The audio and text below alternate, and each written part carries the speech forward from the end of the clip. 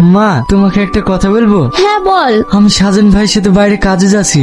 না না, তোমাকে বাইরে কাজে যেতে হবে না, আমার বেশি টাকার দরকার নাই। না মা, আমাকে বাইরে যেতেই হবে, কারণ আমি একটা মেয়েকে অনেক ভালোবাসি।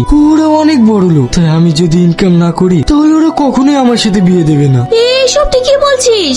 হ্যাঁ মা, আর তাছাড়া তোমার হার্টের চিকিৎসা করতে অনেক টাকা লাগবে। কি হলো, তুমি কাঁদছো কেন? তুমি জানো না তোমার চোখের পানি আমার সহ্য হয় না। আমি শুধু এটাই ভাবছি, আমার ছেলে অনেক বড় হয়ে গেছে। তুই না, আজকে আমি কেরালায় কাজে চলে যাচ্ছি, তুমি সাবধানে থেকো। কি হলো, তুমি কাঁদছো কেন? আমি তো তোমার জন্য বাইরে যাচ্ছি, ওখানে গিয়ে আমি অনেক টাকা ইনকাম করব।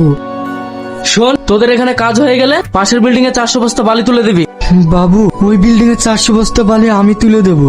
আচ্ছা ঠিক আছে। রিয়া, তোর কি শরীরে একটু দমা নাই? তুই যেভাবে দিনরাত কাজ করছিস, তোর তো শরীর অল্প দিনেই শেষ হয়ে যাবে। ওসব কিছু না,